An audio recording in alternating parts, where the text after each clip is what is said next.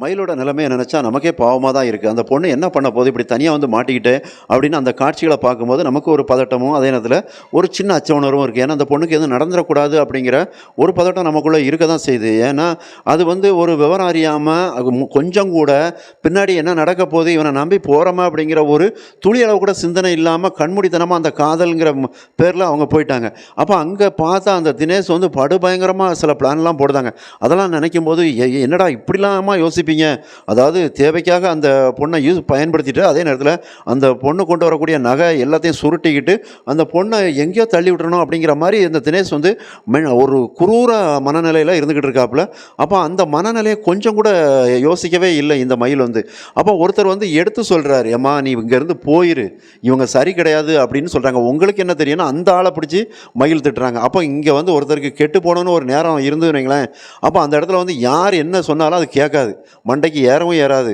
அப்போ அந்த இடத்துல வந்து தான் நினச்சது தான் சரி அப்படிங்கிற மாதிரி தான் இருக்கும். அந்த மனுஷன் அந்த ஹோட்டலில் உள்ளவர் ஒரு பையன் என்ன பண்ணுதாங்கன்னா தினேஷுக்கு சப்போர்ட்டாக இந்த பொண்ணுக்கு மயக்க மருந்து இதை கொடுக்க ரெடி ஆகிறாப்புல. இன்னொருத்தர் என்ன நினைக்கிறாரு, சரி நம்ம பொண்ணு மாதிரி தான் வரும், இந்த ஒரு பொண்ணோட வாழ்க்கை சீரழிஞ்சிடக்கூடாது, முடிஞ்ச வரைக்கும் நம்ம காப்பாற்றுறதுக்கு முயற்சி பண்ணுவோம், அதுக்கு மேலே கடவுள்கிட்ட வழி அப்படிங்கிற மாதிரி நினச்சி தான் ஹெல்ப் பண்ண போகிறாரு. ஆனால் அந்த உதவியை வந்து தட்டி கழிக்கிறாங்க. இருந்தாலும் கொஞ்சம் மயில் அந்த ஃபோன் நம்பரை வச்சு அவருக்கு ஃபோன் பண்ணி பார்க்கும்போது சில விஷயங்கள் தெரியுது.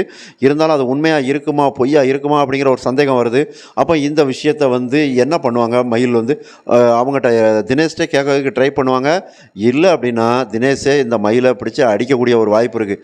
அந்த மாதிரி வரும்போது தான் அதுக்கப்புறம் தான் மயிலுக்கு புரிய வரும், ஆகா நம்ம வந்து எலிப்பொறியில் வந்து சிக்கிக்கிட்டோம், இது எலிப்பொறி மட்டும் இல்லை, இது வந்து மிகப்பெரிய ஒரு பாதாள குழிகள் வந்து சிக்கிக்கிட்டோம், இதிலேருந்து நம்ம எப்படி மீள போகிறோம் அப்படிங்கிற ஒரு எண்ணம் வரும். இருந்தாலும் தப்பிக்கிறதுக்கு முயற்சி பண்ணுவாங்க. இவங்களை தாண்டி எப்படி தப்பிக்க போகிறாங்க, தப்பிக்கிறது கஷ்டம்தான். இருந்தாலும் கடைசி நேரத்தில் அவங்க உதவி யார்கிட்ட கேட்பாங்க, அவங்க அக்கா மல்லிகிட்ட தான் கேட்பாங்க அப்படிங்கிறது தெரிய வருது. அவங்ககிட்ட கேட்கும்போது அப்போ ஒருங்கி போயிடுவாங்க. மல்லி வந்து அந்த மனுஷன் தான் ஒரு உதவி எத்தனை பேர் மயிலை காப்பாற்றுறதுக்கு முயற்சி பண்ணாங்க, அதெல்லாம் கேட்காம இப்போ கடைசி நேரத்தில் சாவ போகிற நேரத்தில் சங்கரான மாதிரி கடைசி நேரத்தில் மயில் வந்து துடிக்கிறாங்க. எப்படியா இருந்தாலும் நம்ம மல்லி வந்து தங்கச்சை வந்து காப்பாற்றிடுவாங்க.